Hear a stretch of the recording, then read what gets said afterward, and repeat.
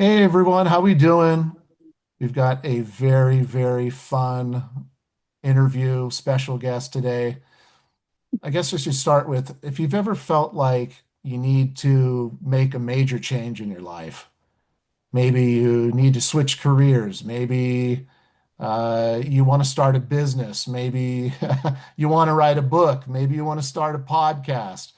You just feel deep down inside that, it's time for a change. Your spirit might be talking to you and saying, hey, it's time to go a new direction. Maybe we've got this inner calling that we've always wanted to do something and we just haven't had the guts to do it. Anyway, I'm so excited to have my friend Michelle with us today. Say hi, Michelle. Hi, everybody. So we're going to get into, I'm going to like lean over. So this is so cool. I had fun just even picking up this background for today. I was like, Michelle, we're going to hook this up. This looks so cool. So this It's is the great. book. And then I'm going to show, eventually we'll show the Amazon page too. But I had the pleasure of meeting Michelle about what, 3 months ago now? 3 months. November. I think it was Or like November. The conference was November 8th and 9th or something like that. I I've been a big Myron Golden fan, and actually on the bottom of my YouTube page, I love the guy so much, and we both do, that I have a link to his page. So any of our my followers, viewers, if you've never heard of Myron Golden before, look on the bottom of my page. You'll see he's got like over 1 million subscribers already on his Yeah, page. But yeah, he's I fantastic. got his email, and this was like late October. And he was talking about that he was coming to Orange County, and I'm from Orange County. I'm an Orange County guy. I'm like, Yeah. I've got to make this happen. And so I literally, like 2 weeks in advance, I had to schedule the time off from work. And then I think I was telling you, like I stayed with my dad because my dad's still, he's like 10 minutes from that venue in Fullerton. Yeah. So I was able to stay with my dad. And so, yeah, how we met, you and I were both like super excited to get into the conference, right? And the doors were going to open. They're early. Yeah, yeah, yeah. So it was supposed to start at like 9 o'clock in the morning, and we got into line at like 8, let's say, Yes. roughly.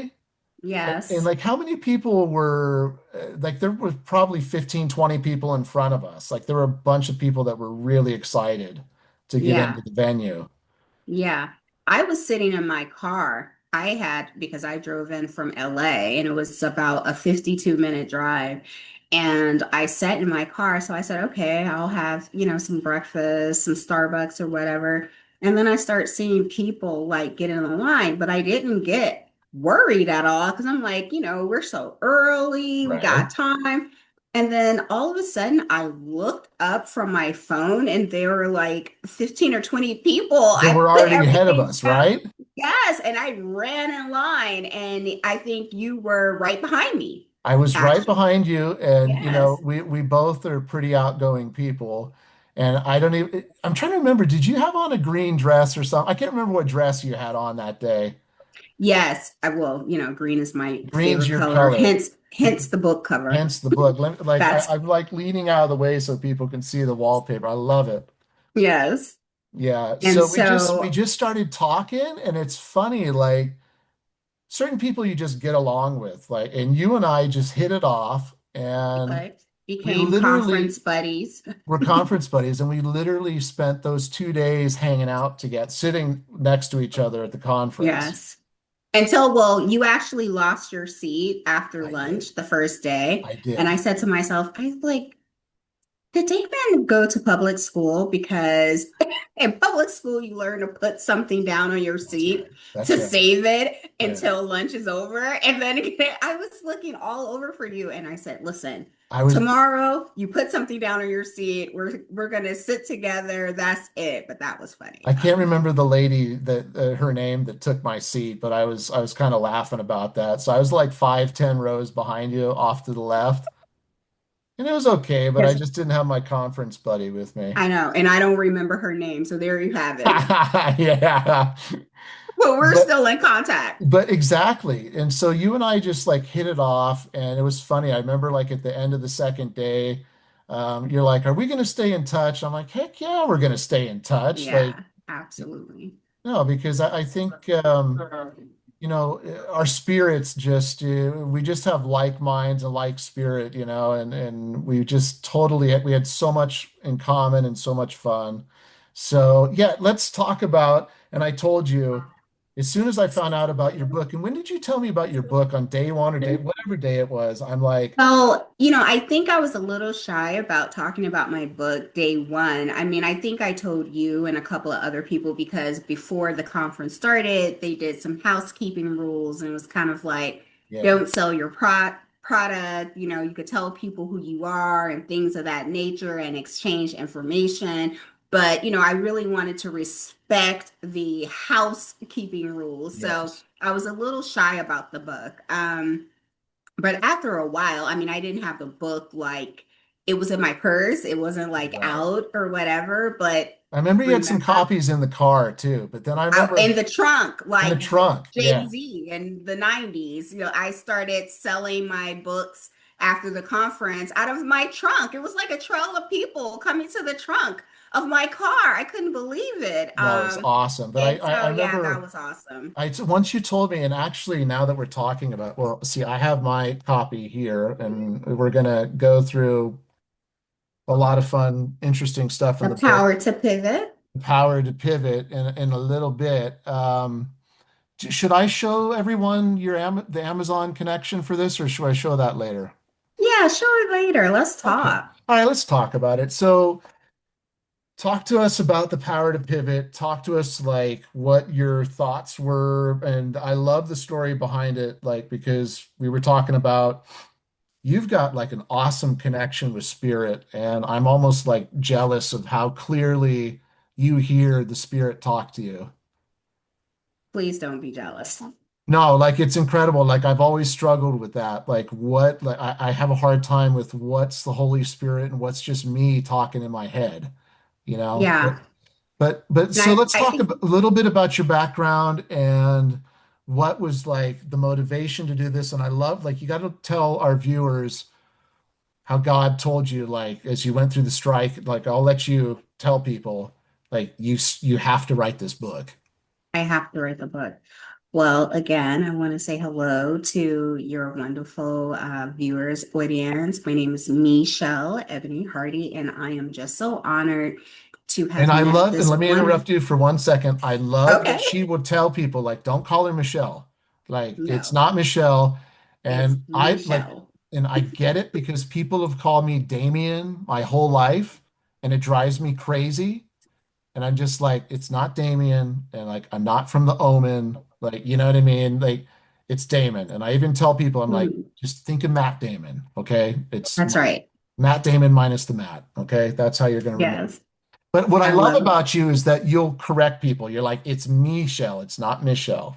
That's because my father, my late father, he loved the Beatles song, Michelle. My bell. And so, yes, and he said if it's a boy or a girl, it's going to be Michelle. But it's also it depends on where you're looking, but it says the original meaning of it is either a gift from God or who is like a God, which with a question mark.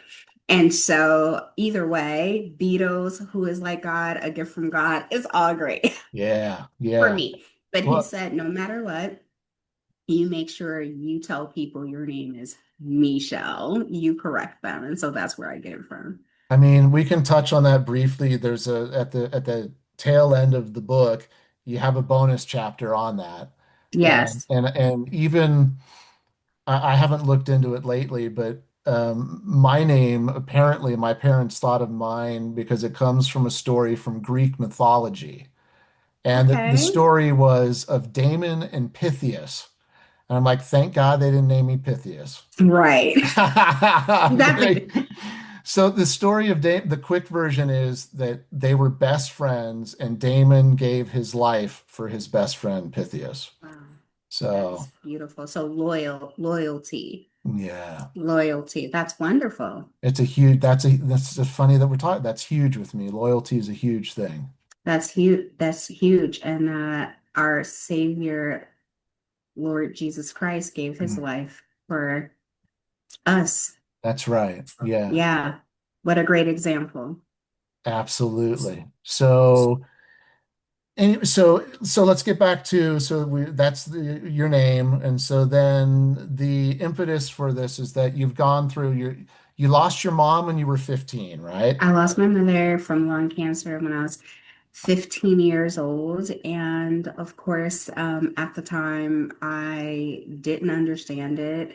And, I come from, a family that, you know, therapy and things of that nature and mental health, it just really wasn't a thing. And sometimes in our community, it's not spoken of. And Ah, so it was kind of like go to church, pray it away, you know, not pray the death away, but like you will heal through going to church and things like that. So no one really thought, okay, maybe this 15-year-old, little girl would need to go to some type of grief counseling or things of that nature. But overall, God just placed angels in my life. Like my mom, best friend, Miss Carolyn, I remember her telling me, she was like, you know, I know you don't understand it now at 15, but you're going to understand it that God trusted you with this journey and he called your mom home because he knew that you were strong enough for the journey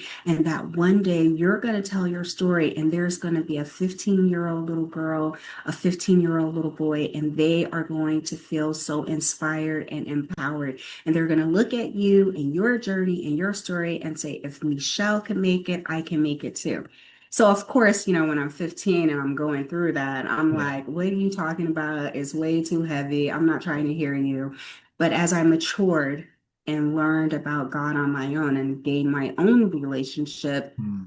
with God and not just because, I was going to church with my parents, I learned that that was true. And I held on, like even in the darkest moments, I Hmm. held on to that because in the back of my mind, I was like, I gotta make it because I got a little boy and a little girl waiting to hear my story. And I need to Exactly. be strong for them. So that would be some of that would keep me going and Yeah. have me holding on for a very long time. I've been lucky enough. I still have both of my parents. I'm very Oh, blessed in God that bless you. regard. That's I blessed. know Yeah. my dad's 88 and he's still, I Amen. mean, amazingly hanging on. He's in really good health right now, which That's is wonderful. miraculous in itself. And my mom is 80 years old now and she's doing great. She's survived how many bouts of cancer has she gone through? At least two that I'm aware of. So Wow. What a blessing. yeah. It's a blessing.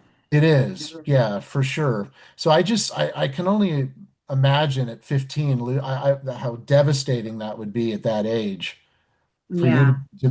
to be able to survive and thrive and look at the beautiful person you are today. I mean, it's incredible. I appreciate that. It wasn't easy. And, I want to make sure everyone knows that.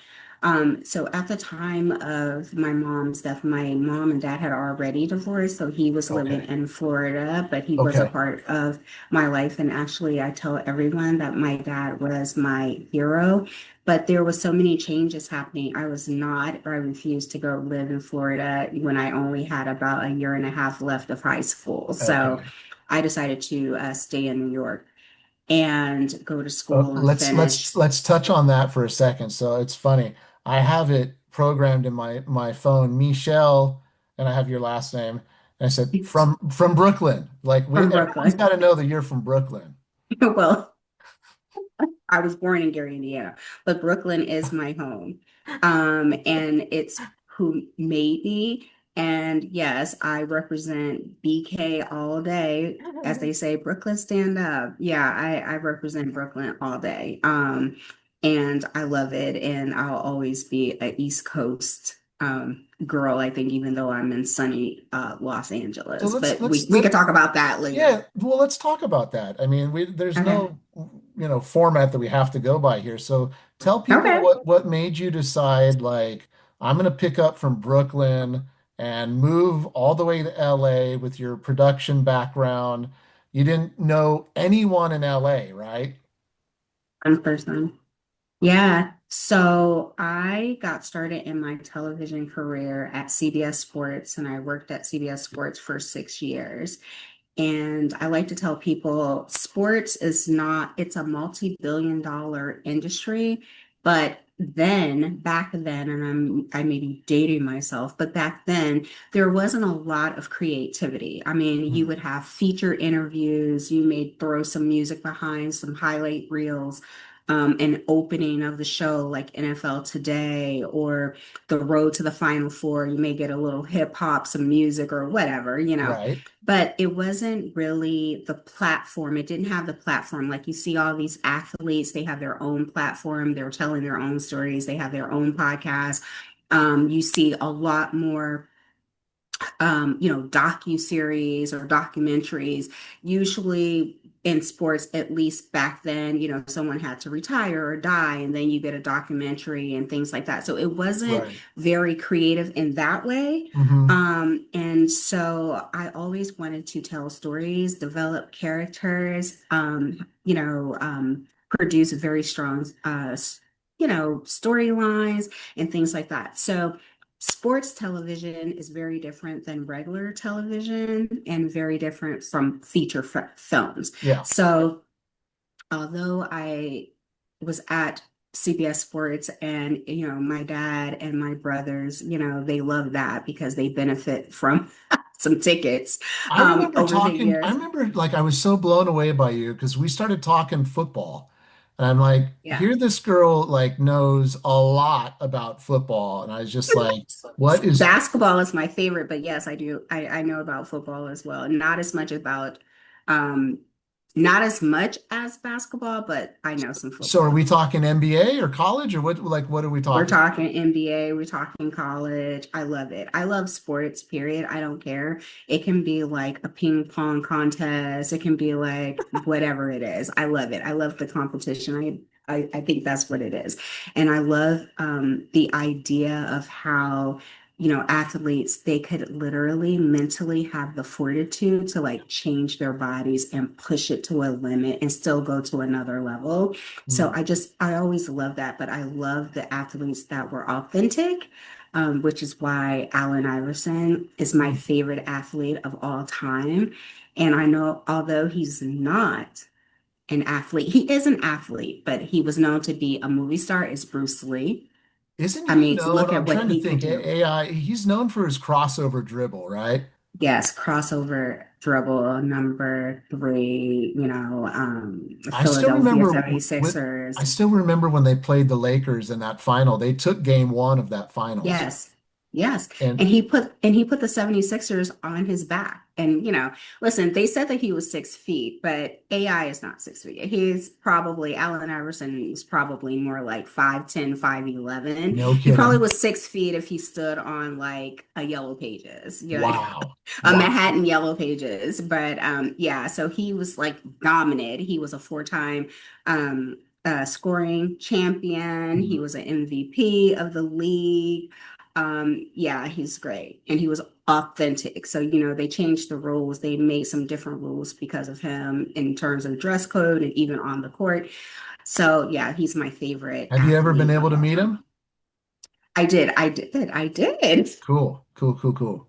I worked at CBS. I was working at CBS Sports and I had a media all access media pass for Madison Square Garden. So Yeah. I was able to meet with him Oh, and, like a Knicks game, Knicks Sixers game? Oh, yeah, it was. It was Stephon Marbury, and this is how I knew how little he was Yeah. because when I saw him play in person for the first time, he was playing the Knicks, and like Stephon Marbury isn't really like a big guy, but He's he's a tiny too, bigger right? guy. Yeah. Yeah, he's a Yeah. bigger guy than Allen Iverson, and literally, Allen Iverson looked like he was playing basketball with his uncles. Oh, wow. Like he Okay. looked like a kid next to all of those guys. So that's what make him so remarkable Yeah. is because he was so small in terms of, stature, but he played with all heart, all guts, and like they said, pound for pound, he was the best athlete on the floor Unreal. Yeah. every night. I remember though when you and I first started chatting, we were talking football, and I'm like, Nichelle knows her stuff. I was kind of blown away. We were talking about NIL stuff, and Oh yeah. yeah, I'm huge on the NIL, and it's so interesting because when I worked at CBS Sports, I wanted a reel, and I was talking about like doing some type of reel and maybe doing more in front of the camera than behind mm, the camera. And Greg Gumbel, God rest his soul, he mm, recently passed away. right, He was at CBS Sports at the time, and he was like, sure, like I worked on the weekend during like NFL Today and all that stuff, like during the live shows. okay, And, he was like, sure, a lunch break, I'll do it. So I was like, don't you want me to give you like some questions or whatever? He was like, no, I'm a pro. Go ahead. So we were in the studio and they started counting down. And like my first question was, do you believe that collegiate athletes should get paid? And he was like, whoa, whoa, I thought yeah, it was going to be an easy question. So I was thinking of NIL like back in the day when oh it yeah, was just a conversation. It wasn't even a thing. yeah, Because I understood working at CBS Sports, I understood licensing rights. I knew how much money the network was making, how much the universities were making, and yet the athletes were making nothing. And it was kind of like, well, we're giving you a free education right, and food and room and board, but some of them were graduating and they couldn't read, yeah, on a fourth grade reading level. So right. I am so happy that NIL is in existence. However, there's no guardrails around NIL right now, and it's the Wild Wild West. And I think that it's super important that I don't know if who a commissioner, someone needs to come in and kind of regulate this because it is really getting out of control. Well, not only that, but the transfer portal is Oh, they need that's to the do worst. something with the transfer portal too, because there's no allegiance to any program anymore. No, And it's not at all. basically just like it is semi-professional sports now. And it's free agency after every season's over now. And I think we were talking about I'm an SC guy, and so Yeah. speaking of back in there, like Reggie Bush, the whole thing with Reggie Oh, Bush, like yeah. He lost his Heisman, right? right? And he Yeah. finally just like within the last year, I think it was, got it back. Yeah, just got it back. Same thing. It was the Fab Five, right? Hmm. Hmm. University of Michigan guys, Hmm. Chris Webber, Jalen Rose, those guys, they Yeah. lost. They're what champion? They didn't win the championship, or did they? No, They because had Chris Webber, I think. that fluke play where Weber called the timeout and Yeah, they didn't have call any timeout, and they timeouts didn't have left. a timeout. Yeah, Right. Yeah. yeah. But I think they got something taken away from them and then got reinstated or something like that. So But speaking of it's a cool, lot going on. that's a whole other. They even did there's like a documentary on the Fab Five, and I was watching it recently. Like they were talking that I think they played Duke in that game, if I Was remember it Duke? correctly. Okay. And Duke, had their own reputation, and you had the Christian Leitners and whatnot. But I Of think the course. big stud on that team was Grant Hill at the time. Yeah. So you're going up against those guys, and the Fab Five from Michigan were like from a totally different background, Oh yeah. Duke was definitely blue blood. right? They were the Fab Fives was something different, Yeah, They yeah. were under a different type of scrutiny at the time. See, but Yeah. I love that I can talk to you on a tangent about sports stuff for like 10 minutes. That's just like how you and I just hit it off. So, Yeah. so the transition from Brooklyn to finally like, okay, I'm gonna go to LA. I There's a don't, story behind that. There's a yeah, story okay, behind that. okay, Okay.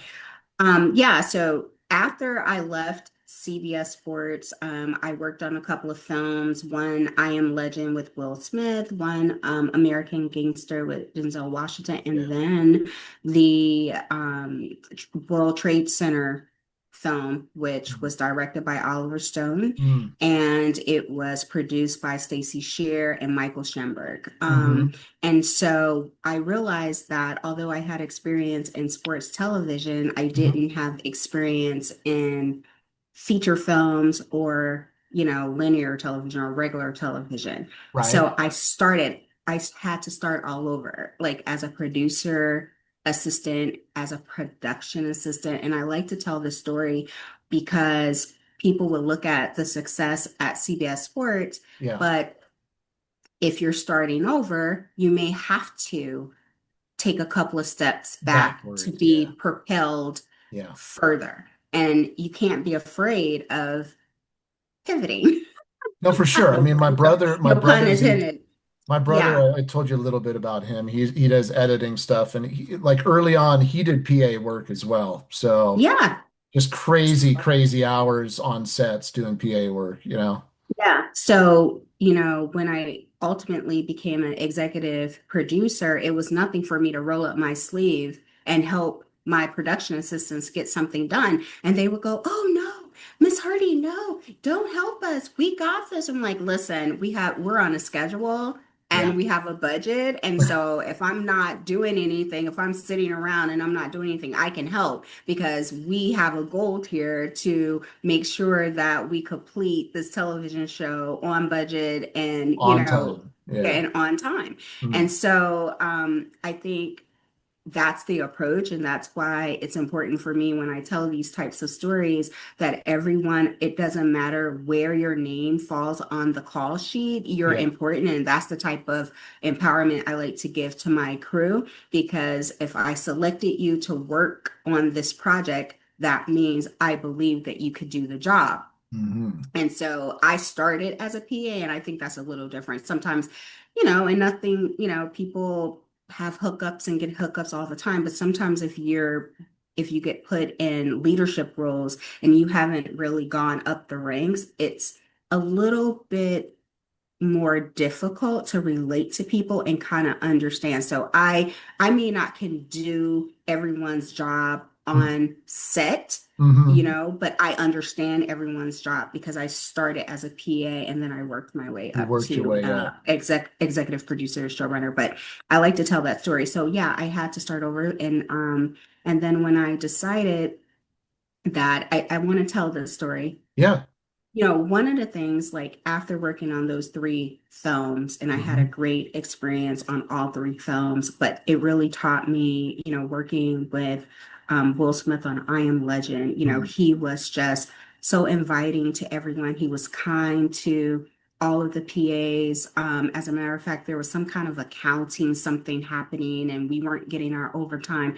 And Will Smith actually took from his own money, his own paycheck, and paid all of us. And why that is significant is because I Am Legend, we closed down New York City. Yeah. It was like 200 PAs. So we had like made history. So for him to think of us and to pay all of those PAs, the money that was owed to us, was just fantastic. Well, And he so was making 20 million a picture at that point, yeah, but right? he didn't have to. He could have said, "Oh, I'll let, accounting, production accounting resolve this." But he Right. wanted us to feel valued. And I think that, I mean, I said, listen, he was the star and he was the executive producer on that film. And I said, yeah, when I become an executive producer, I was like, that's the type of value that I want to add, to my cast and crew. I want them to know that they are valued on set. So that was a great example. And then I had some examples that were not so great, right? So I learned in that process and starting over Yeah. in feature films, I learned what I liked, what I didn't like, who I wanted to be, who I didn't want to be, how I wanted to treat my cast and crew versus, so it's always a lesson. Some people are like, "Oh, I'm taking a step back." No, you're learning a lesson. It's never a loss. It's always a lesson. So Um, speaking of lessons, what do you think's going to happen with Will Smith's career? And I love that you're painting a side of him showing that he's a really good guy. You know, it's amazing that one incident that happened has blown his whole career up. well, I don't think so. Yeah. I think we were able to see in a career that spanned 30 years, I Yeah. think we were able to see him be human. Yeah. He had he made a bad choice in a Right. moment, and that should not erase 30 years of the work. Yeah. and the good that he's done. And So being an I don't awesome think person. that Yeah. I don't think that one mistake should, color your whole entire career or whole entire life. I I mean, don't think that. I know of a lot of people that think, because of that, they're not going to follow him anymore. They're not going to support him. And it's crazy, right? One thing. Well, it's their choice, Yeah, right? It's their right, but what if you were held to that same standard, right? We have to be, very mindful. Do we want to be judged by the worst mistake that we made in our lives, right? exactly. Yeah. Do you want to be judged by that? Yeah, So I think that while people are being very critical and they have every right, you just have to sometimes you put yourselves in other people's shoes and maybe that'll look a little different to you. definitely. Well, it's funny Yeah. that we're like on the same note. This is a whole other. There's a guy that I work with at the hotel. His name's Michael Gilbert, and it's a very interesting story. He used to be a sports agent, and Okay. he actually represented OJ back in the day. Really? And Okay. so on the same note, he talks about like what an incredible guy OJ was, and here it comes to one night, and we don't have to talk about this all night long, but he was jealous or whatever one night and made some really bad, obviously decisions, and he says that he basically admitted that he did it. So here, along with what you're saying, the guy is basically he was a great human being. And he did a lot Hmm. of things for a lot of charities and whatnot. And Mike's told me Hmm. stories about it. And it's just Hmm. amazing that his whole life is defined by, I mean, two people were killed, but it's just tragic. Yeah. Well, I think that's two different situations, Will Smith and O.J. Yeah, yeah, well, yeah, Simpson. yeah, But right, right, right. But I'm just saying that, it's yeah, yeah. I think that it's important that even in OJ's case, that you look at the totality of the life. Those are very different scenarios, mm, but isn't it wonderful that there is opportunity to like go to the Father, yeah, ask for forgiveness? It doesn't excuse yes, what happens or what you did, but you have the Heavenly Father that will forgive you and Christ who died for your sins, past, yes, present, and future. And we need to, I think it's important that we remember that uh-huh, and that when we even, decide that we're going to be judgmental or critical, that we also look at the fact that, we are all sinners, we all fall short. And it's not to make any excuse, but it's good to look. That's why it's important to have a relationship with God and to absolutely. understand like your relationship and the walk that you have. Um, An old be, mentor of mine said to me, Damon, the last perfect person that walked here was here 2,000 years ago. yeah. It's so true. Yeah. Well, this is the thing. I remember like coming home junior high school and I was crying, like snot crying. And I ran to my mom and I'm like, oh my God, some girls were talking about me. Some girls were talking about me. And my mom, who, was just very calm and cool and pleasant and full of love and joy, she turned around and she said, they talked about Jesus. So who do you think you are? And Mm, shut it all the way down. And I was wow. like, and he was perfect, and you're not. And Right? after that, I was like, you know what? I was Seriously. like, got it. People are going to talk no matter what, good, bad, or indifferent. People are going to talk. So you just have to keep living your life and walking that walk. But yeah, there's no perfect human being walking the face of earth.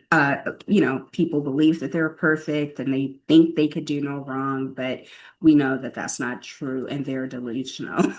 No, it's completely delusional. Yeah, absolutely. Yeah, completely delusional. But I did want to say my coming to LA was also just like divinely ordered, but It wasn't, I've had this thing about like having faith and having trust and learning those are two different things. Hmm. And I did not want to come to California. You know, my time at CBS Sports, I had come to California on some business. I didn't like the fact that I would have to buy a car. I didn't like that everything was spreaded out. And I, even though I had my driver's license, I didn't have a car. So Well, I because knew. no one in New York has cars, right? I mean, Well, people no, people have cars. That's why we yeah. have so much traffic. But you could actually be born, live, and then die and not have a driver's license in New York. I mean, or not have a car. Wow. So it's, you know, the public transportation is second to none, literally. You get a subway, a bus every 5 to 10 minutes, Absolutely. so there's you could get to anywhere you want to go. And Hmm. that includes Connecticut and Jersey. I So still, I think I've talked to you a little bit. I haven't spent any time in New York, and I'm like so envious and jealous. Like my son even wants to go, so we're like dying to see the city. That's on our bucket list. you should go. It looks just incredible. And then I You watch should go. because I've told you a little bit about I've got a real my real estate license and whatnot. So I watched the Ryan Serhant show Oh, on I love it. My on friends are on that show. are they? Jeff and Trisha. Yeah. Really? Yeah. They're from Buy in New Brooklyn, aren't York or they? sell in New York. Aren't they from Brooklyn? They're from, yeah, Trisha. Well, she grew up in Arizona and then she moved to Brooklyn and had a couple of small businesses. I think she had this wonderful kind of like manicure, pedicure shop called the Polish Bar. Yeah. Yeah. And She just Beth actually worked in sports. speaking of which, there was an episode where she's talking to one of the other agents. He's the guy, he's the gay guy, I forget his name. Um, and she tells him all about when her mom passed. Yeah. Like it was this like seriously emotional episode of her telling this guy about what happened with her mom in Arizona. Yeah, I knew that her mom had passed, but I didn't know that full story until I watched that episode. That was powerful, right? I mean, it was great Very stuff. powerful. Yeah, very So, powerful. so I'm addicted to that show now, and I'm convinced like if I ever get back to New York, if and when I Oh, get you're gonna back there, go work for Ryan? no, I'm going to knock on the door and just go say, hey, fellow realtor from California, just go and pop in. Yeah. I have no Yeah. problem knocking on doors. Yeah, well, no, you do not. Ryan is great. I love that show. I love that And show. he's only the guy's only 40 years old. That's the thing that like cracks me If up is he only 40 he's or is only that his 40. television Yeah. age? Okay. He's got full gray hair and he's 40, and the guy is just doing amazing things. He's doing amazing things. And this season, it seemed like he's really like owning his own power and like, Yes. yeah, the whole thing was, I'm not gonna be a nice guy. Right. He's going to go be Yeah. on the offensive in this last season, right? Yeah. He's going Yeah. to That's grow what he his said. company and start dominating because he's the number six broker in New York apparently, and he's going up against these long-term established Oh, agencies yeah. back there. Yeah. Yep. But just Yep. some of like the most phenomenal real estate that I've ever seen in New York. So I'm just like Yes. salivating watching that show. Just, oh my God, these apartments are incredible. They're incredible. They're incredible and they're very expensive. Do you miss Brooklyn? Do you miss I being back? do. Yeah, I do. I do. I miss it. I don't miss the weather.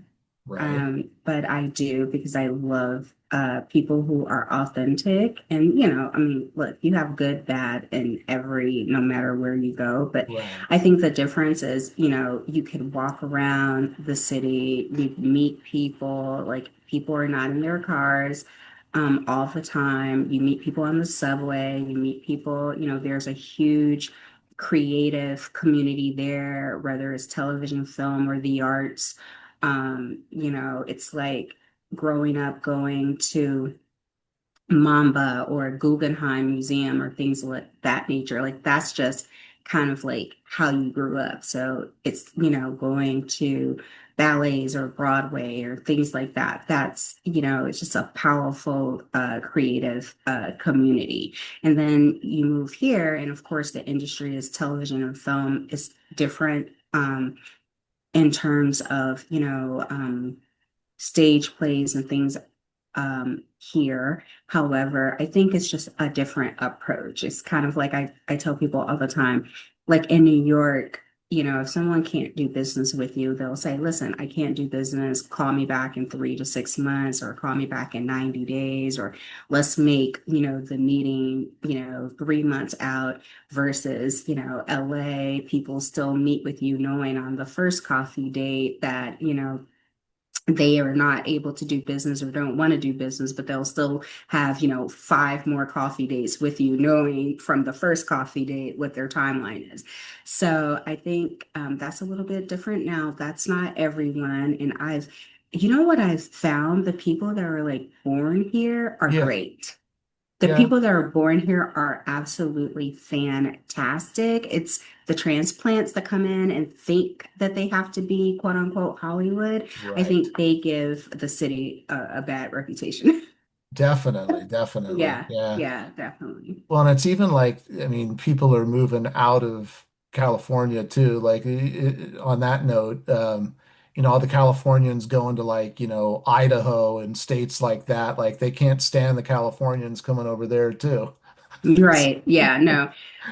It is definitely pricing people out. And I talk about this in the industry. Yeah, We have these tax incentives, which drive me right. crazy because they keep pouring more money into the tax incentives. However, in television and film, you have to apply for the tax incentives to get them. So you have to spend your money first and then you apply, but it's a lottery. So you Uh-huh. don't know as an independent producer or any producer, you don't know if you're going to get the tax incentive. Whereas if you shoot like in New Mexico or Idaho or Ohio, or Atlanta, which is a huge hub, it's like exploding for television and film, Sure. you get a percentage back from the production because you are hiring the local talent there. You are, it's kind of like a economic stimulus, right? Like you're going into town, you're utilizing their vendors, their local businesses, their local talent. So they give you a percentage back on your production.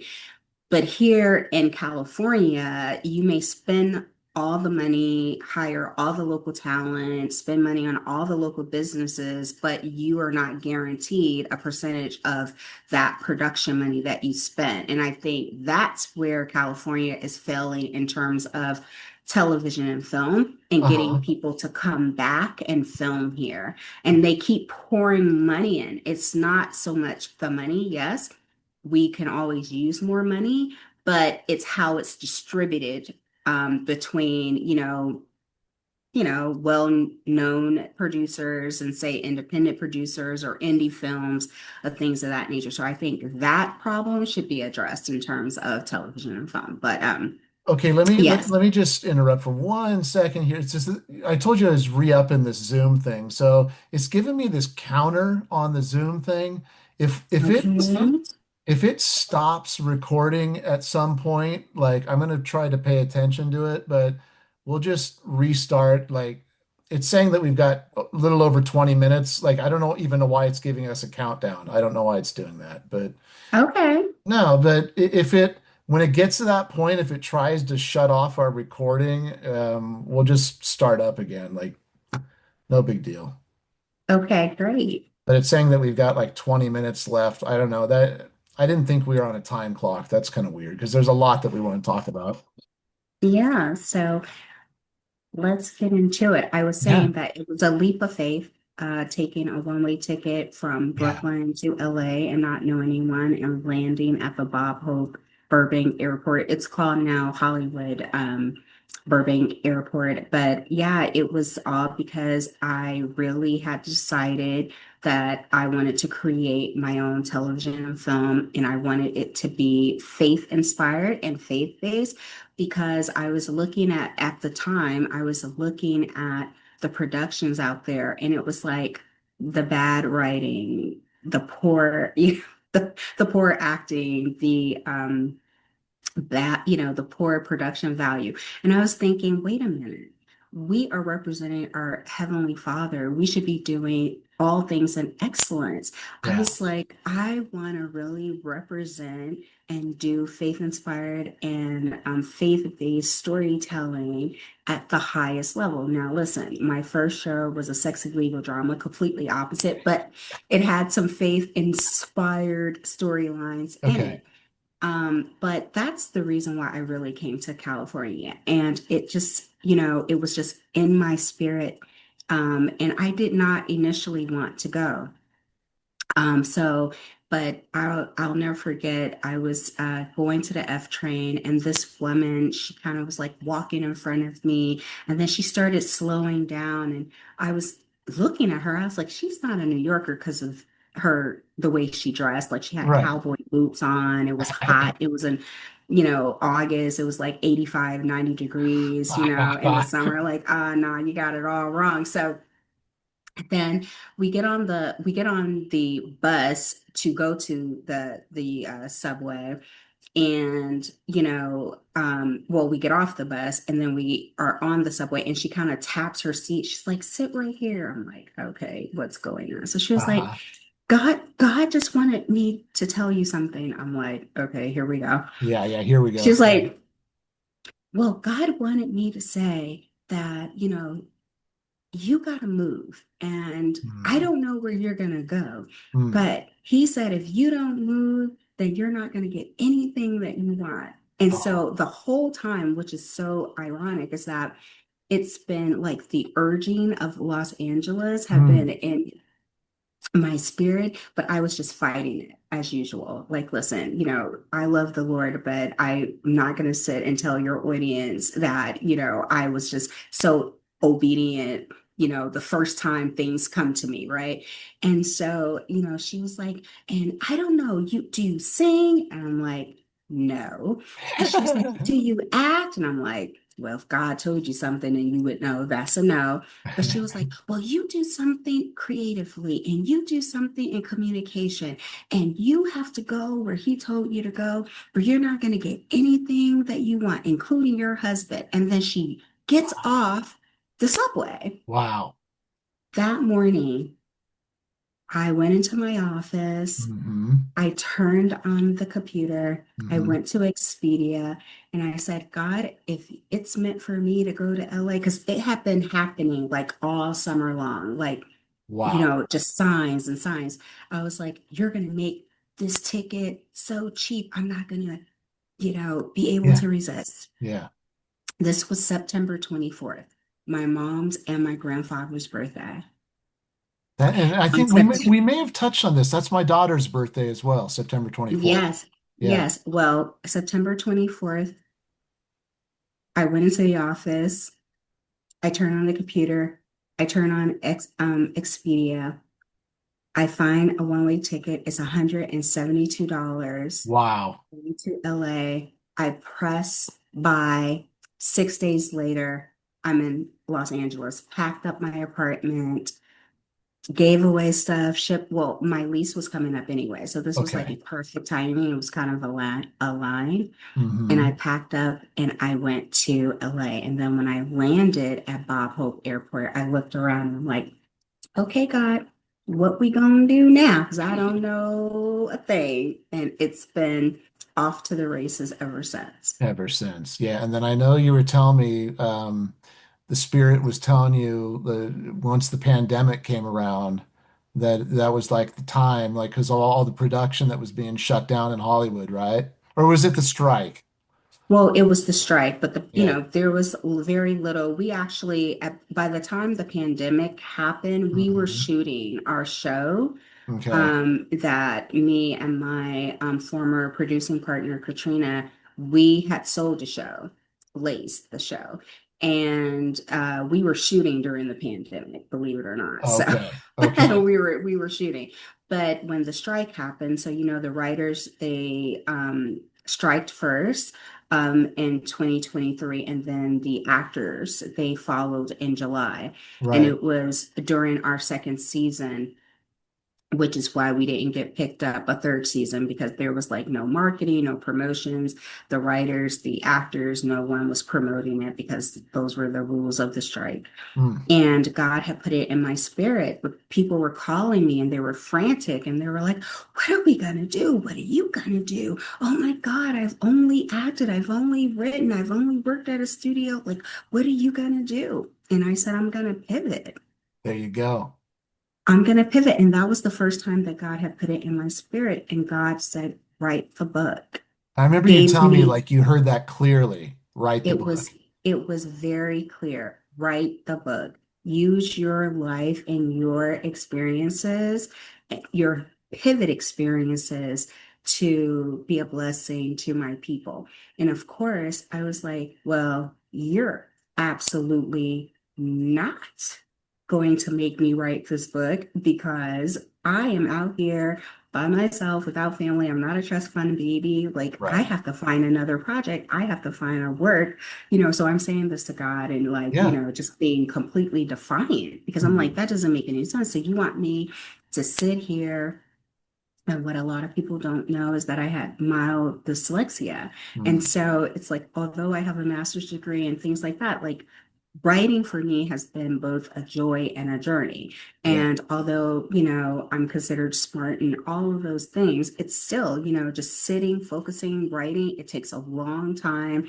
I don't type very fast. So I'm just like, you're putting this on me now? Absolutely not. I gotta find work. So I completely, towards the end of 2023, I did not start writing the book at all. I was defiant. I was like, I I'm remember not. when you told me about the dyslexia part, like that just impressed me that much more too, because as I went through the book and we've talked about this, it is so well written. Like the fact that you're able to overcome that hurdle in itself too. It's Thank very, you. very, very impressive. Thank you. I appreciate that, Danny. And so, come about May or June 2024, um, a friend of mine had been taking some professional development classes or courses and things like that.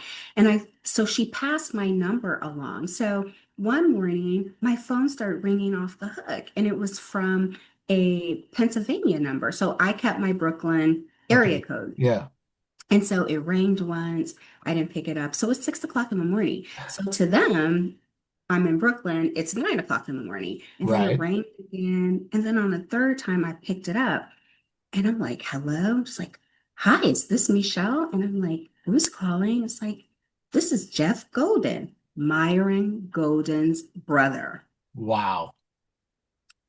Myron Golden's brother. So my friend had taken some course, I don't know which one or whatever, but I guess, they like give leads or something like that. And he was like, well, your friend, she said that you would be great. And have you ever considered, taking one of Myron's courses? And there's a make more challenges or make more offer challenges coming up in a couple of days. And, we think that you'll be great and whatever. And I'm like, what? Yeah. Yeah. We Yeah. Yeah. haven't recovered from the strike. Like, I Yeah. haven't worked. I don't I, understand. and I He was remember like, you telling me you took that course, right? The Make More Offers yeah, Challenge. Yeah. I did. The Yeah. general admissions, I took Mhm. it and I wasn't able because VIPs, they get to ask questions, but those 5 days, you learn so much information and glean so much wisdom from Myron. And, what I love about Myron Golden, because we spoke about him, and for some of your audience that may not Yeah. know him, Yeah. is that he is a very, very successful businessman, but he teaches business based on biblical principles. So that's why he's wonderful. Like he literally takes from the Bible and he apply it to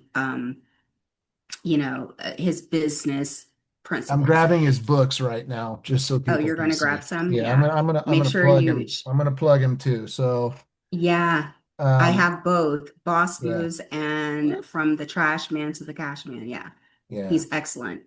And he literally he takes scriptures and I love when he talks about Solomon and how we know that Solomon was very wise and he was very wealthy and that all the kings and queens including Queen Sheba would come to him yearly and get advice about how to run their kingdom and things like that. And so you know what he teaches is strictly out of the Bible. I love it. And I I think love it. that's why he is so successful. So I was able to take this general admission 5-day virtual course. And from there, I met my writing coach, who, it was a group, she was looking for a group of women, no matter where they were in their writing journey. And she created, this group. And they just really encouraged me to start writing. And they were like, if God gave it to you, just like little, you don't have to sit down. You can still look for work and you can still work or whatever. But just try to write a little bit of something. And they were all just so impressed with the title, but God had put that title in my spirit. I mean, I didn't come up with it. Um, That's and so I incredible did too. it. So that just came to you through the Spirit. That's like he gave you the title. Yeah, like when people were calling, panicking, and they were like, well, what are you gonna do? What are you gonna do? And I said, well, I'm gonna pivot. And then I think maybe a couple of days later, he gave me the title, The Power to Pivot. Mm, Ignite your pivot into purpose, power, and prosperity. Literally, the whole thing. yeah. I know The you were telling title. me you were doing an interview the other day, and the lady was calling you the pivot queen nonstop. Oh yeah, I'm definitely the pivot queen. And she asked me what was my biggest pivot, and I said I believe my biggest pivot was when my mom died when I was 15 years old. I mean, that was the biggest pivot of my life. It defined me, even to now, and it made me really learn to depend on God Almighty. I think that's when I really learned to have a relationship with God Yeah. myself. Like I said, without like my parents' influence. Like, when you're young, you go to church because they either make you or Yeah, right. that was the, household rules. But I think during that time is when I had to start learning to have a relationship with God myself. So And it's yeah, so but it's so important to get there on your own terms too. Like I tell people when I was in Orange County, I used to go to Saddleback Church, and Rick Warren oh, was the head pastor there. I got a And story. yeah, do you? Yeah, I Oh, wrote years ago, I wrote Rick Warren like a letter, and I'm like, why this and why that and why that and why that? I'm so angry that like in my youth I don't know how old I was, but like he answered me. Like he literally like wrote back and like answered. And to this day, I don't know where that letter is. It's just like I moved around and I can't find it, but I remember that. he's just an amazing guy, and he's Yeah. even developing his YouTube now.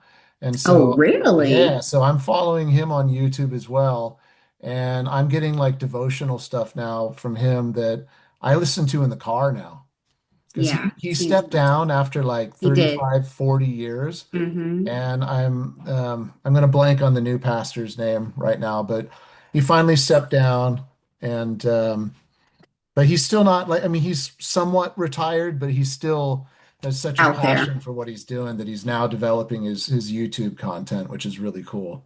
I think that's great. I think Yeah, that's so great. anyway, the reason I brought it up is that I was born again in 2016. And Oh, yeah, okay. and so I think that everyone has their own journey. And Right. so you can't be forced to do it. You have to come to it on your own terms. And it's everyone has their own individual journey. So Absolutely. it's been for You got it. me, yeah, for me, I'm a work in progress like everyone else. Everyone is. We all are. Um, So to meet like talking about how interesting like God is with synchronicities and whatnot, we've talked about my buddy Barry that lives in Tampa. I'm convinced that the reason that I met Barry, and I love Barry to death, and I hope to see him sooner than later, but he's the one that told me about Myron. And yeah, he's like, Damon, like he knew that I I have a spiritual side to me, and he's like, you got to listen to this guy. And so he goes to Myron's Thursday tapings for that's his awesome. religious content. And so that's how Hmm. I found out about Myron, and I'm just like, I just devour it, you know. I mean, I Yeah. don't watch all of it, but I try to stay up on it as much as I can. But yeah, so Yeah. that's how I found out about the seminar. And then So if Barry hadn't introduced me to Myron, I never would have met you. Look at So, that. Thank you, Barry. right? I mean, and Barry's one of these guys that he's so cool. And I was telling you, and I have on the bottom of my page, I also have a link to Barry's YouTube that he's trying to develop. He's just in the beginning Okay. phases of it. But yeah, just a fantastic guy. I'm looking at my timer. It says that we've got 4 minutes. So if it shuts off on us, we're just going to do a part two, if that's okay. Like, because Oh, yeah, like we sure. haven't even like scratched the surface and it's Well, telling we'll us start part two. We'll start with the book and we'll stay focused. exactly, exactly. Yeah. We had Yeah. to bring your audience up to speed of like how we met and how, the background and things of that nature. So it's I fine. think it was all like divinely meant to be, Oh, And absolutely. here we are. And here's another funny thing. Like we can touch on like we only have a few minutes left until this is going to cut off. But like with everything going on with the political tensions and stuff in this country, I just think it's awesome. Here I am, a white guy, middle-aged white guy, talking to a black lady, and it's like, you know what? Spirit is spirit. Spirit is spirit. If you connect with someone, it doesn't matter what gender you are, what color you are, it makes no That's right. like you and I Because just like literally hit it off from the minute we first started talking. that's right. And isn't that wonderful? Like, that's the power of our Heavenly Father bringing his children together because we belong to him, right? And Exactly. we're here to walk in our purpose and build his kingdom. And Yes. so that doesn't matter what color or what gender you are. So, yeah, we're perfect examples of that. And we all have the same calling. We're trying to expand. It's like Myron talks about, you have to find out what your specific assignment is, but we're all trying to Yes, glorify him and expand the kingdom however I we love can it. with our unique Gifts talents and and talents. right. We talk about that in the Power to Pivot. Yeah, we do. Yeah, Yeah. and I do want to get into it. I'm just afraid. It's just weird though because it's showing me now. It's giving me an orange that we have 2 minutes left, and then it's going to cut off. So I'm wondering if we should just cut it, shut it down, and then restart because it's. I didn't think I was having a timer on this, and I don't know why it is doing that. Well, maybe my executive producer hat is on now. So Yeah. maybe we'll do a little outro here Okay. about second part two is about the book. We'll dive deep into The Power to Pivot by Michelle Ebony. We'll dive as deeply as you want to go into it. It's Great. so like it's so jam packed. And as I was trying to get ready for this the other day, I was just like, I've got sticky notes on so many pages in here. Like we'll jump into it, but there's just as I was reading it the first time. And again, like from a timing standpoint, we had the holidays come up, and I was like, Michelle, like I really want to do this, but the holidays are coming, and but here we are, like barely 3 months into knowing each other, and now we're finally doing this interview. But it's just this is a book that people need to see. I know when I was telling you that I've got 100,000 plus subscribers, you're kind of like, whoa, that's a lot. That's a I lot. think I think more than that need to see this book. I mean, like the insights you have here, your story, there's so much that people are going to be able to gain from this book. I think it just needs to be seen on a massive scale. And I I am going appreciate to do that. whatever I can as your friend to help you promote this. So we've got about 20 seconds left on this thing. It's going to cut. So that, like you said, your producer side saying perfect segue That's into right. part Segue two, right right? into it. So it looks like it's Absolutely. gonna cut off here in a second, but this is awesome though that we actually are gonna have a part two here. So we're gonna We're going to have a dive in. part two. And when I wrote the book, I said to God, this book belongs to you. I think it Let it just, go to who it belongs oh, wait a to. minute. No, okay, hold on. Now it says meeting time. Oh, you know what? This is how funny this is. So this was just saying that our meeting, because I initially had it set till 5 o'clock. So what it's saying is our meeting time is over, but it shows to me that we're still recording, which is even better because we can talk for 5 hours if we want to. So no, I think we're good. I think as long Yeah. as it's showing me that we're still recording, because when I initially did the allotment, I just put it for 2 hours, and then, I mean, we haven't been on for 2 hours, but we got on a little bit later. Yeah. We So I think started at 3:30 instead of 3 o'clock. I think we're still good because it shows me that we're recording. So let's just roll with it. Okay. And let me see here. If I go, I'm just going to switch it to meeting duration. Okay. So yeah, here it's showing me that we've been on for an hour and a half.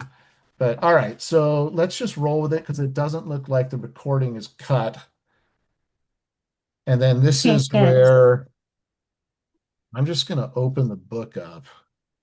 There's so much good stuff. I have my little copy. And should I show them now how I ordered it through Amazon? Should I do that really Sure. fast? Yeah, Yeah. All right. let's So before I open it up, let me go to, there's a way that I can share the screen. Here we go.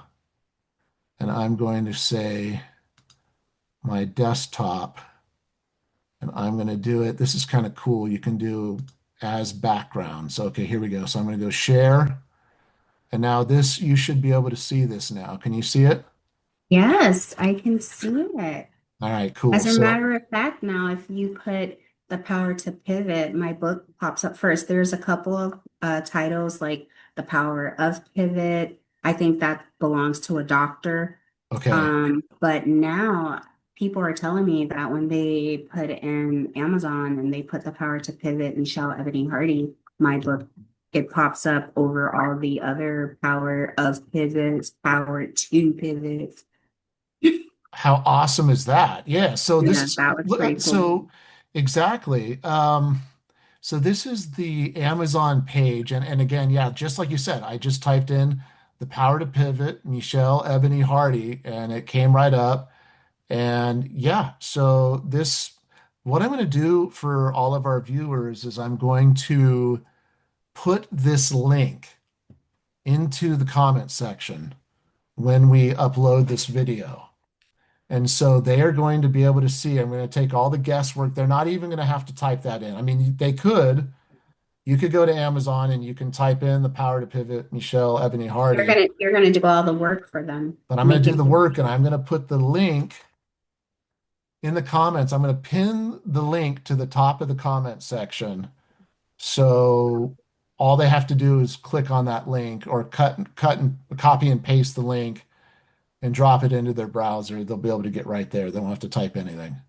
Oh, Are they able, I can't see, are they able, and also I just want to say, because I think that is the link to the hard copy, there is a paperback and there is an e-copy as well. right. It shows all three actually. It shows your paperback, it shows the hardcover, and it shows for Kindle that you can get it through Kindle.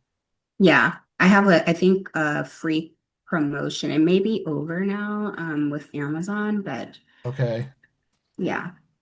And just FYI, I am Yeah. working with my team to have it on other platforms Love it. besides Amazon. Yeah. Yeah, so we're gonna get it to Barnes and Nobles, Target, Walmart. And as when we were talking on the phone earlier before we started recording, I will update whatever links you send me so we won't have to worry about that. Great, thank you. We're gonna leave the Amazon link for now, but when you get those other links, I can add those to it or I can have them all on there. I can just put more comments. So I love it. yeah, Thank you're you, gonna be thank able to you. click onto it to be able to access it, no problem. So I kind of like doing the screen share. It's kind of fun. Okay. Yeah, so let me go stop share. All right, so now I think it's back to just us. So let me grab the book and then just bear with me as I go through this. There's so much. We can talk as much or as little as we want on all of this stuff. So, and again, my notes are so funny. I write love this so many times in here. So this is just on the introduction. The first thing I want to say is this. You were born on purpose for a purpose. Yes. You were born on purpose for a purpose. I think um, sometimes when we feel stuck or we're in a dark place or we don't know where we can turn, depending on where you are in your journey, oftentimes we ask ourselves, why are we here? For those who believe, Heavenly Father, why didn't you put me here? There are those that they think they believe in a bit higher power. They don't know, they're not Hmm. sure. Why Hmm. am I here?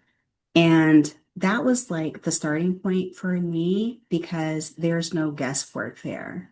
Like you're here, you're breathing, you have, air in your lungs. You're still here because the work for you and what you were here to do is still not done. That's why you're here. And it's done purposefully. So, yes, you were born on purpose for a purpose. Like it I doesn't love it. matter. There's no mistake about who There's you no are mistake. and who all of us are. That our Heavenly Father, has a very specific plan for each and every one of us. I'm just looking at the next page here, and we'll get into this a little bit. It has your pivot framework, the five Yes, chapters of the book: purposeful persistence, insightful imagination, valuable versatility, optimistically onward, and take action. The five components of the pivot. absolutely. So I love that. And then as I just scroll through here, and again, I've got this one is like towards the end. Okay, so here it talked about I have a note, your five key indicators. And I love this too. Page are you? What page are you I'm on? on page 20, and so it says discovering the path to your calling. Follow your Yeah. inner voice, reconnect with your 6 to 8 year old self. Yes. I mean, that is just so, I love that. The Yep. six, I Mhm. chose 6 to 8 year old self Yeah. because typically, and again, everyone has their own journey, but I really believe that the things that we love to do in that age frame, that 6 to 8 year old self, it's just so pure, right? So whether it is writing, singing, playing with robots, For love my math, son, love like science. my son's 8 and my son's all about gaming. And Yeah. I think I told you like I've even I've even developed a YouTube for my son as well. And we're another work in progress, but he's convinced he's the next big gamer out there. I love it. I love it. And you should continue to empower him and encourage him. And I think, typically, like I said, it's a pure time in our lives before, the world has told us no, or some teacher, misinformed teacher said, oh, you're not good at this. You should try this or whatever. I think this is a big indicator of what you really are passionate about and what you Yes. really like love in the purest form. Hmm. So Your ne that's your why I said next your next point says notice what triggers your righteous anger. I mean, yes. yeah. That's big because typically what you're angry about, whether it's injustice or homelessness or, animals or whatever it is, that's also a big indicator about your passion and your purpose. Exactly, right? Yeah. And then you say here, this is so good. Recognize your natural gifts. Recognize And your natural gifts. Yes. Like when I was young and we would have family gatherings, whether there were like family reunions or huge picnics or Sunday, meals or whatever after church, with my cousins, I would always, we'd get together and like, okay, we're going to put on a play, or you're going to sing this song and you're going to do this dance move, or you're going to do that. And the whole time I was producing and directing, but I didn't have the language for it right, because knowing my family came from the entertainment industry and people were just calling me bossy. But the whole time I was just being an executive producer and director. And look at me now, it's kind of like I was doing that at a young age, I love it. I but but I didn't have the language for it. And so this is one of the indicators of, your assignment, your talents and your Ex- gifts. Yeah, and your Yes. last one you mentioned, I love this too. Identify your flow states. Notice what you were doing when you lost track of time. Yeah. Love that. I can, what I learned, and I did some spiritual assessments in the past about like spiritual gifts, and my number one gift was always the gift for exhortation. So Mm, that's the gift to encourage, the gift to empower. And like I would do it for free, or I'm the friend in the group that like people call and they're having, some type of career crises or they feeling stuck and like what to do, how to do it, whatever. And, I'm always like speaking to what is that thing that is stopping you? What is that thing that you really want to do? Like, forget, I know, like everyone wants to have a good life and everybody wants to make, six figures or more, or, right. all of those things. But is that what's making you happy? Like, let's tap into that. And then I'm always the one. Everyone knows, do not call me shout unless you want to spring into action. Because So I'm like, true. listen, we can't just talk about it. We got to be about it. So No, it's let's so true. start Like, and you're taking totally small motivating. steps. You're motivating me too, because I told you I've got a book in me that I'm still going to write. And, Yes, you I'm will. using this platform now. I know that this platform is to be used to further the kingdom and God's purposes and whatnot. So yeah, I'm flipping over here. Chapter one, purposeful persistence, know your why and refuse to quit. And then I wrote over here, the next page, a cool Myron quote. So I'm Read gonna, it. yeah, I'm gonna read it. So it says, Okay. I know I have value, greatness, and purpose because God created me in his own image, and I am still here. He goes on to say, and I'm paraphrasing here, that God is not done with us yet. And the reason he knows this is because God believes we still have something important to do that only we individually can do. God created us and sent us to complete a divine assignment. And I love this. So, who are we to even dare to believe that we cannot complete it? Because God is sovereign, but some kind of way we have convinced ourselves in those moment of weakness or moment of, feeling not worthy or not good enough that we are incapable of fulfilling the purpose. But if God is waking you up every morning and you're having these urges and you have these desires to do a certain thing and but you're convincing yourself, no, I'm too old. No, I'm too Right, this. No, I'm too right. that. Me, I'm too young. I'm too this. I don't have those connections.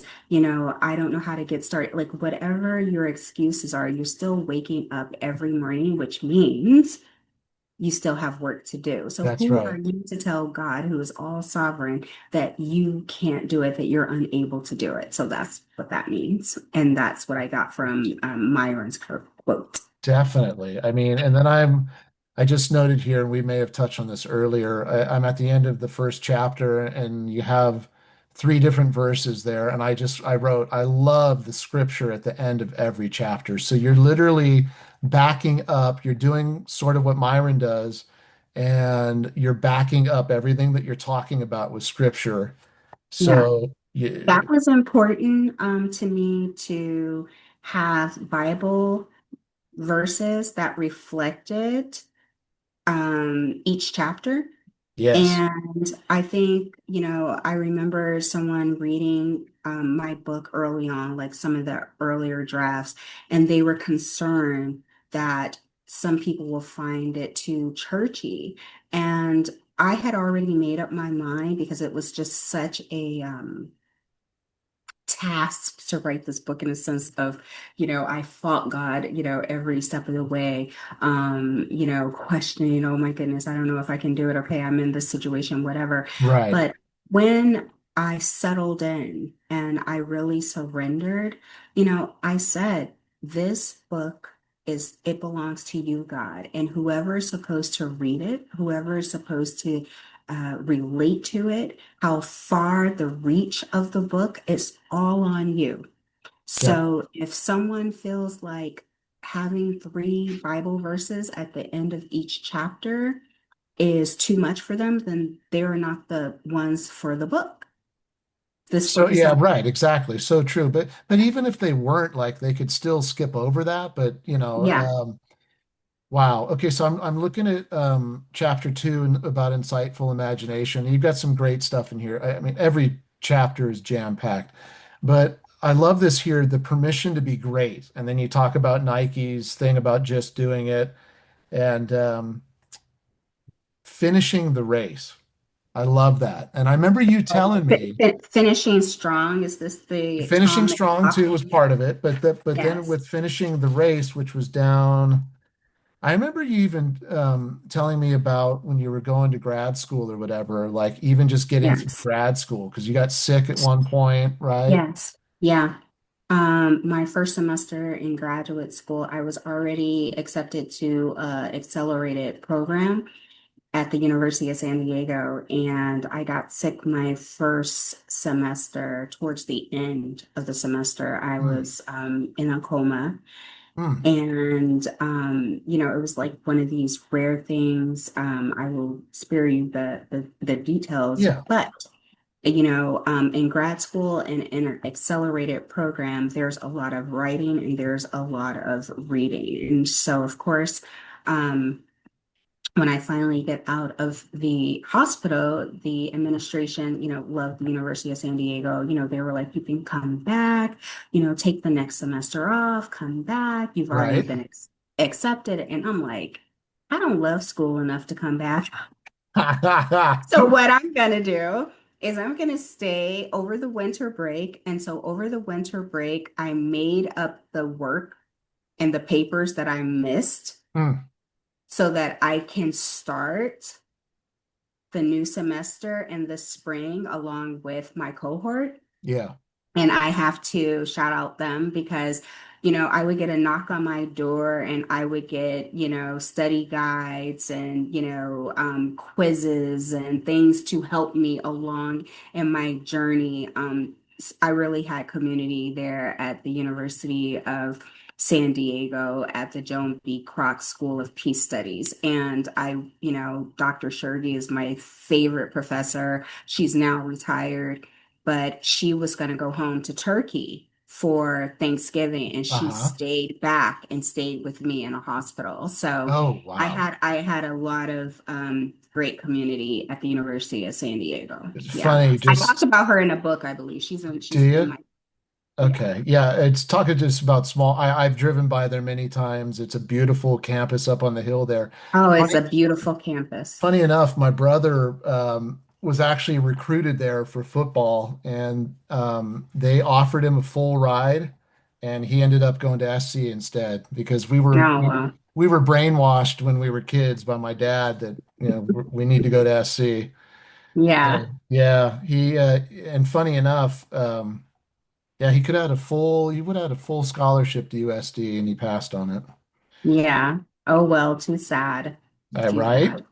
So there's just such okay, so I'm just kind of flipping through here. So chapter three, valuable What, just tell me the versatility. page because I can't flip as Oh yeah, fast yeah, as yeah, you. yeah. You have sticky Page notes. 38. I'm just like this Okay. whole paragraph, embracing the fullness of who I am. I mean, just awesome. I mean, so many of us are just like we're always filled with doubt and whatnot, or is there's there's no mistake in who we are and who we were created to be. And I love that. I think, for me, and I tell this story about Oprah, Oh yeah, I remember. Yeah. yeah, when I was, younger, especially in high school, and then after my mom passed, like I knew I was called to t television and film. And I have to tell this interesting Yeah, story. yeah, please.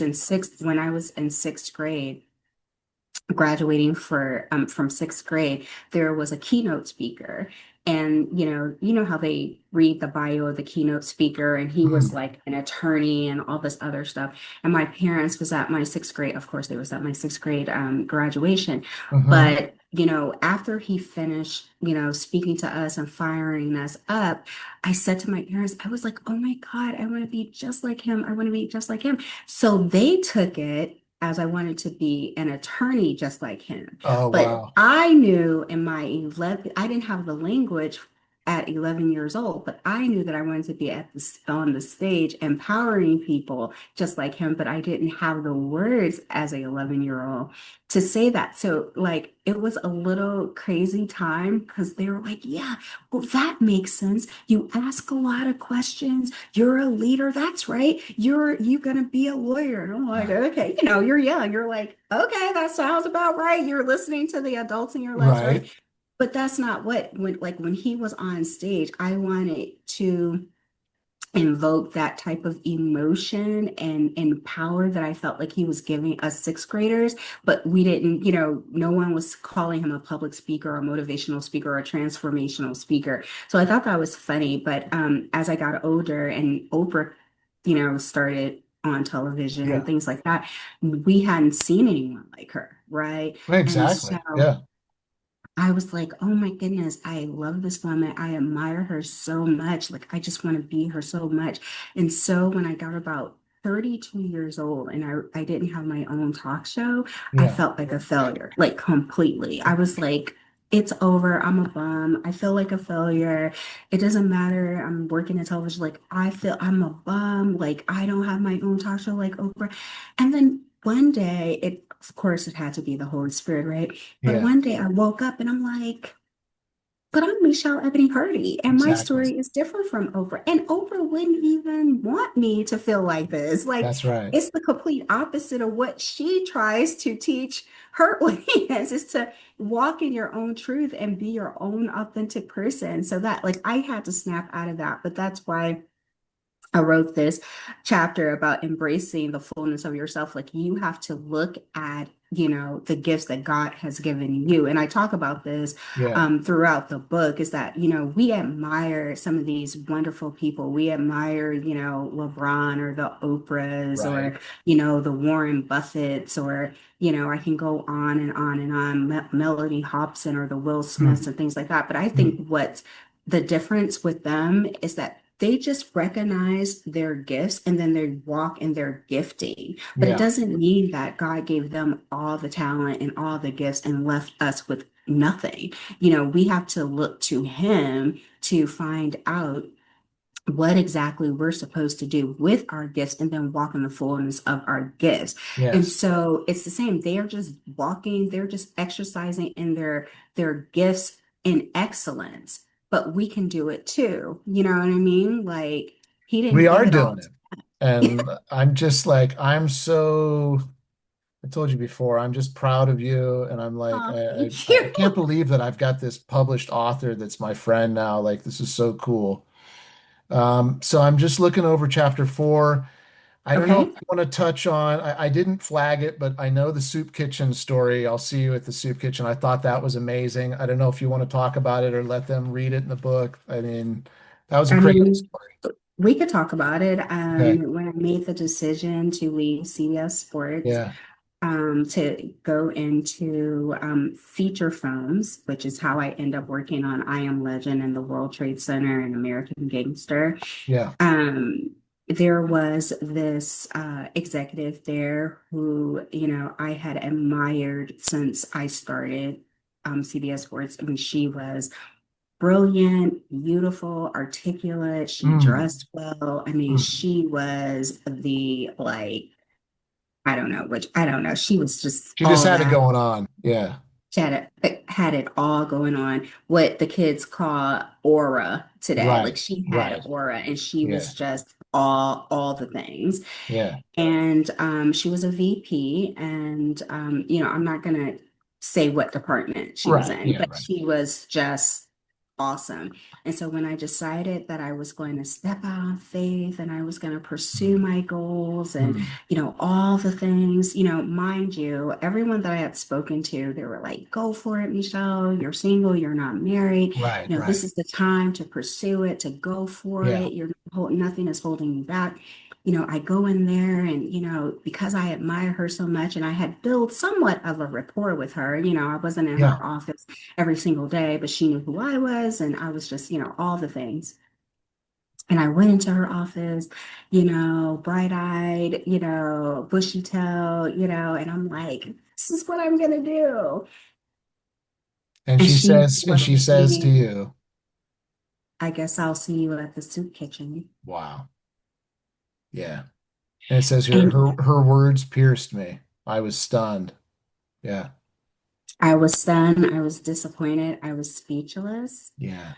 But, you know, my mom words came to me in that moment. My mom would always say that no one's better than you. You don't walk around like you are better than anyone else, but just best believe that no one is better than you.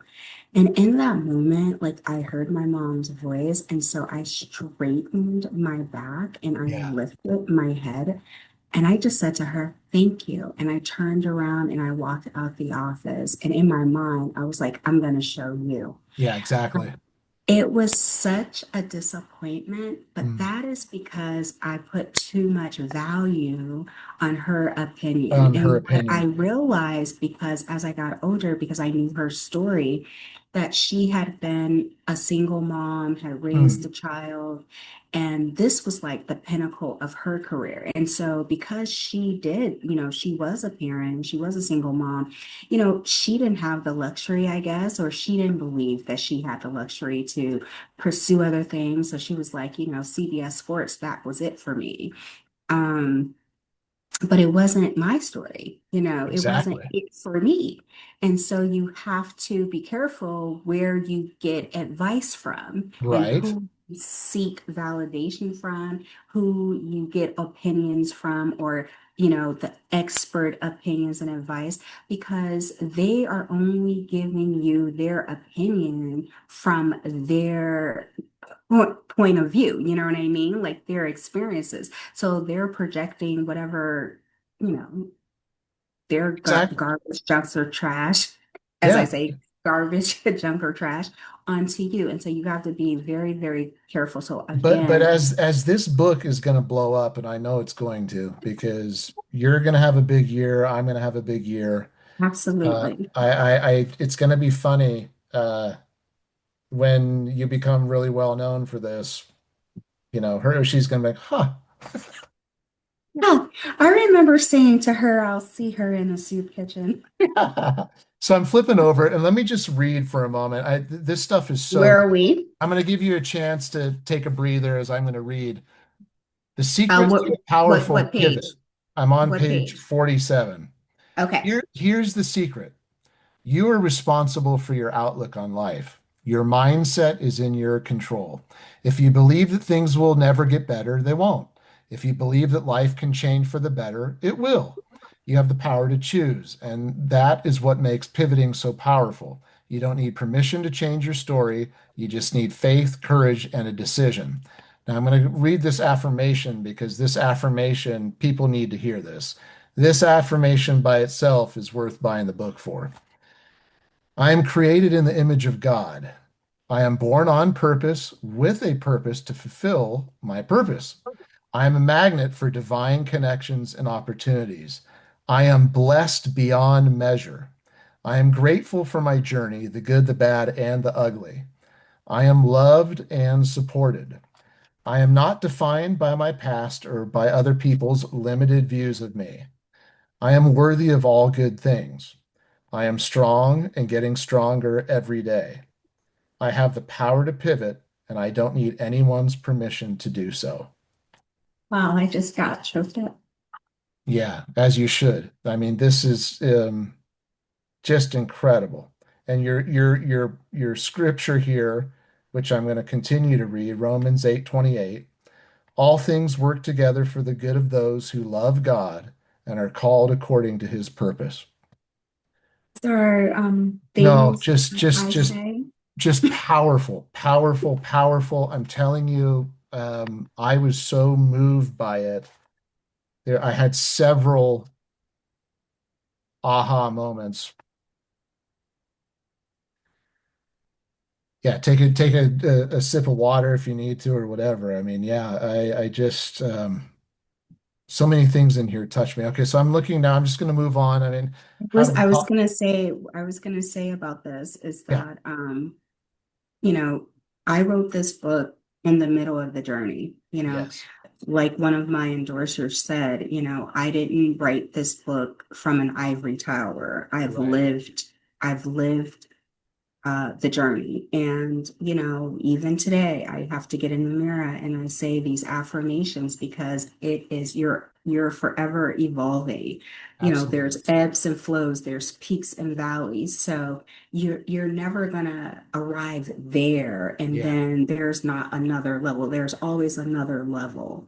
Mm, And so mm. these affirmations just remind me on days when I may not feel so powerful and bold. These affirmations remind me who I am. I want to take a phrase that Myron says all the time, and I try not to do it too much, but always likes to say, so good. It's so good. It's so good. Thank you. Yes, And it is that's so his good. phrase. Thank you. So I'm on to chapter 5, and again Okay. I've got all these stickies. So on that same note, I underlined here when you're talking about standing in the mirror and declaring, I am enough, I am chosen, I am capable. I love that. And then I love your Deion Sanders quote because we're talking sports, and I love this. You didn't make me, so you can't break me. I was like, wow. He said that when he first became the head coach of the University of Colorado Buffaloes Yeah, and football team. yeah, And, people were getting on him and, oh, he had only coached at a HBCU. And it was just so much, criticism and things like that. And I remember him at a press conference and he's saying that. And, he is a man of faith and I he love him. I walked the love walk listening and to him. talked the talk. Yeah, Yeah, he is who he say it is, but he gives all the glory to God because, he's in this quote. He says, God is the one who created me. So you can't break me. Nothing you say, you can say all you want, but you weren't the one who made me, so you can't break me. I love it. Yeah, yeah. Yeah. Have you heard the rumors that they were talking about him for maybe the Dallas Cowboys job?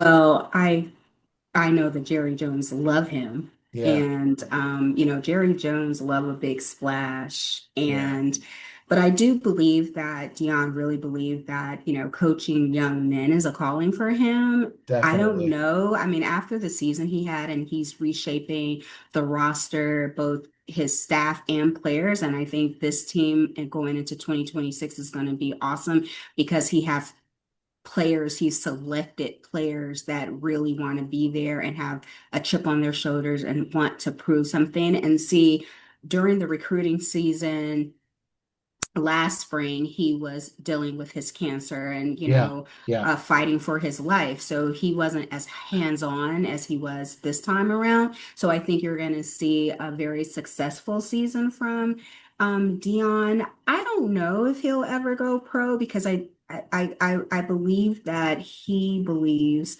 that coaching these young men or, teaching these young men to be men, not just football players, but to be good men outside of football or when absolutely. football ends is his calling. So it'll be interesting. But I would I love say his quotes. I mean, I follow his social stuff. And yes. yeah, I mean, after Shadur and Travis Hunter left, it's like he's kind of like reloading though.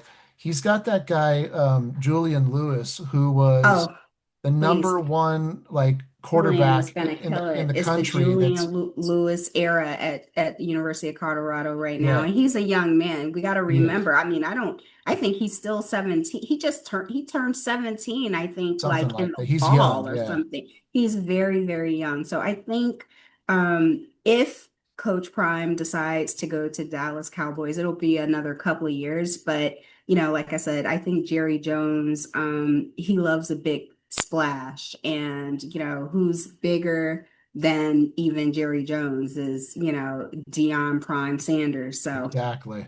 I mean, you and he know, spent half his career with the Cowboys too, right? yeah, yep.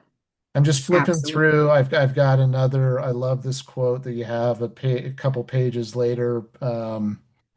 I just wrote Amen in your Proverbs 19:21 verse states, "Many are the plans in a person's heart, but it's the Lord's purpose that prevails." Yes, we always have plans for ourselves, don't we? Right? I just They must be in line. They must be in line with God's plans for ourselves. So, you can have all the plans, and that's good. You know, you should have goals and focus, but I believe that you should seek the source of who created you and get in alignment with His plans for your life. So both of you are aligned. and it's so funny because we can kick and scream and try to fight it all we want, but at some point, I think I told you the quick little story about my grandma telling me, and I was like in my early 20s at the time, and she used to have at her old house in Tucson, she used to have a little prayer, little vigil corner right where her laundry machine was, and she had a crucifix, and she just amazing. But she says to me one day, she says, "Damon, you know someday you're going to be a minister." And I'm just like, "Nanny, come on. Like, what are you talking about? You know?" But funny enough, like I just felt like deep down inside, like she was right, you know. And we all minister differently, You're ministering right now to your right? 100 something thousand I subscribers on told you not to be impressed YouTube. by that. It's only going to get bigger. And like I'm It, telling you, yeah, but you gotta, listen, what did I say in my book? You have to take the little wins, the little W's. And yes, so yes, your granny was right. I mean, she probably didn't think of YouTube, but here you are ministering to over 100,000 followers on YouTube. exactly She's right. right. So the last little sticky I have here was just I just wrote, "I love your closing," and What page are we? Is I'm it? on page 68, and I just said, I don't know if you mind me reading the sort of the next step here. Do you mind me reading a little bit of that? Oh, go ahead, read away. Okay. I want to leave with you this final truth. Your ability to pivot is your superpower. You were not created to remain stagnant. You were not designed to shrink. You were not built to stay in broken places. You were made to evolve. Pivoting isn't a sign of failure, it's a demonstration of faith. It says, I trust God enough to change direction.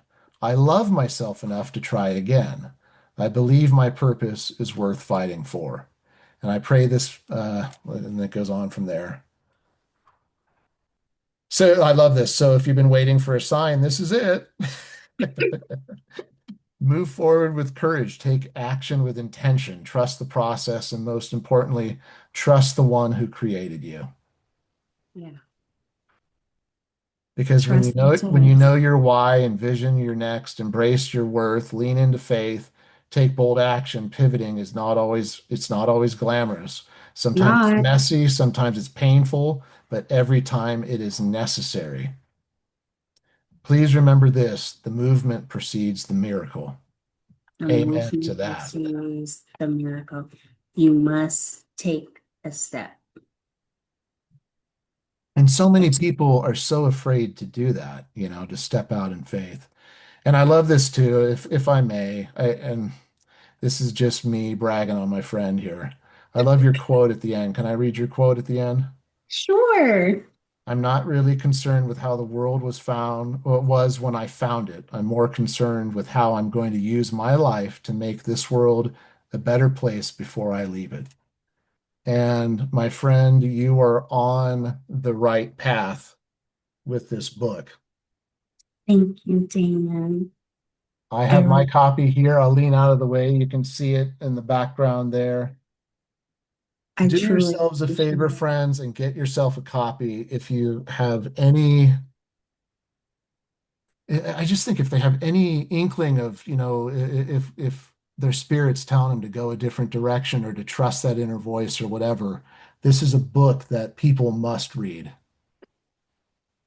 A must read. I've always wanted to be a must read author. Our I our re- didn't actually. That's not true. our recording, I'm so proud of us. We're over 2 hours now, I think. So And we can end it. That was a perfect ending. it That was was a really perfect good. Yeah, ending. do you want me to stop? We can stop. Anyway, so friends, get the book. You're gonna love it. It's a great read. It's it's not hard to get through it in a sitting or two, and it's worth reading multiple times. So And, when I wrote this book, like I said, I had nerves, I had some issues. There was a lot going on, but I wanted to be obedient to God's, voice and what He put in my spirit. And all I want is for anyone and for everyone that reads the book to understand that you were born on purpose for a purpose. You're not a mistake. there's no mistake about it. You're not a mistake, and that you have gifts and talents that someone somewhere in this vast world of ours is waiting for you to walk into your gifting, to walk into your purpose so that you can empower and inspire them. So don't be afraid and always look to the source. You don't need permission for anyone else. Everyone, we're all human. Everyone have their own thing. So you go to the one who created you to get the answers, and he Mhm. will answer you. So Love it. I hope and pray that you find this book to be a blessing because I wrote it with that intention. Well, I can Thank tell all of the people that watch my channel, it's blessed me incredibly. And I'm just proud to know you. I'm proud to call you my friend. We've only known each other for 3 months, but I think you and I are going to We're be friends for a friends. long We're time. brothers and sisters Yeah. for So I'm sure. very proud of you, Michelle. And Thank you. everyone get this book. You're not going to regret it. That's for sure. Thank So you. I'll hit the stop record from here if that's cool. Is That's it? great. All right. So God bless you guys. Pick up. God bless you. I'll Thank get you out of the so way. much. And I've The got my power to copy here. pivot. It's gonna Ignite your pivot into purpose, power, and prosperity. love it, love it, love it. Okay. I'm gonna hit stop. God bless you guys. We'll talk soon. Thank you.